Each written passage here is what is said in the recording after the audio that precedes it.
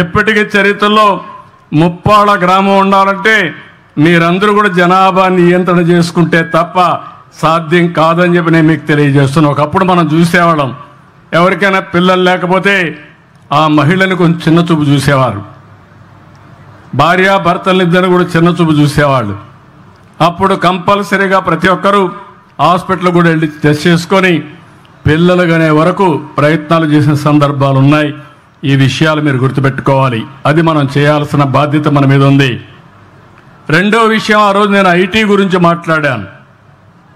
ఈరోజు మిమ్మల్ని అందరం చూస్తే నేను గర్వపడుతున్నా. ఎన్నో ఏళ్ళు కాదు, 25 సంవత్సరాలు కళ్ళు మూసుకుంటే అయిపోయింది. 25 సంవత్సరాలు హైదరాబాద్ని మీరు చూస్తే ఏ విధంగా ఉందో మీరు చూశారు. హైదరాబాద్ అది ఆ రోజు నేను చూపించినటువంటి చొరవ, నా విజన్. అది తెలుగు జాతికి ఒక మహానగరం ఉండాలి, ఉపాధి కల్పించాలని ముందుకు పోయాం, చేశాం. కానీ అదే సమయంలో తెలుగు వారిని ప్రపంచం మొత్తం ప్రమోట్ చేశాం ఐటీలో. ఈరోజు అమెరికాలో కానీ ఆస్ట్రేలియాలో కానీ ప్రపంచంలో అంతా కూడా తెలుగువారే నెంబర్ 1 తలసరి ఆదాయం.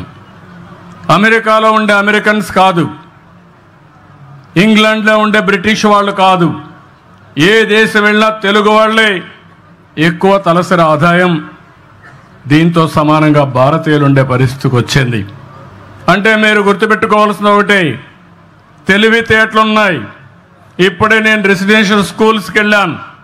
9 మంది పిల్లలు నూతన ఆవిష్కరణలు చూపించారు నాకు. వాళ్ళు హైడ్రాలిక్ లిఫ్ట్ ఎట్టుంటుంది, లేకపోతే మొబిలిటీ ఏ విధంగా తీసుకోవాలి, ఆటోమేటిక్ మొబిలిటీ ఎటు తీసుకోవాలి, అదేవిధంగా మిర్రర్ రిఫ్లెక్షన్స్ ఎట్టుంటాయి, ఇవన్నీ కూడా నూతనమైన ఆవిష్కరణలు చూపించారు. పిల్లలు ఏ విధంగా ఉన్నారంటే మట్టిలో పుట్టిన మాణిక్యాలు మన పిల్లలు.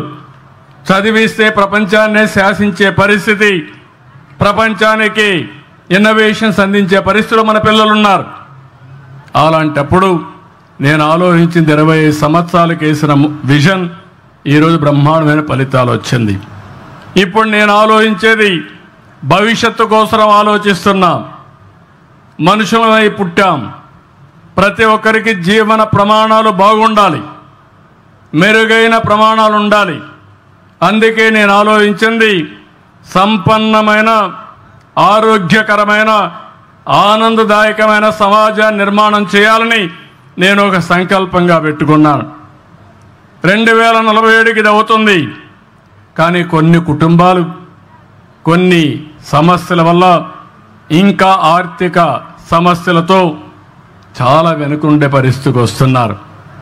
వాళ్ళకి చేయూతనివ్వాలి, ప్రత్యేకమైన శ్రద్ధ పెట్టాలి.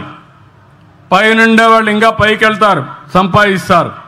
మధ్యలో ఉండేవాళ్ళు కూడా చేసుకోగలుగుతారు వాళ్ళ తెలివితేటలతో. అట్టడుగున ఉండే 20% ఎవరైతే ఉన్నారో వాళ్ళకి అండగా ఉండాలని నేను నిర్ణయించుకున్నాను. అందుకే ఈరోజు ఒకటే పిలిపించాను. మొన్ననే తెలుగు ఉగాది, తెలుగు నూతన సంవత్సరం రోజున నేను ఈ కార్యక్రమానికి శ్రీకారం చుట్టాను.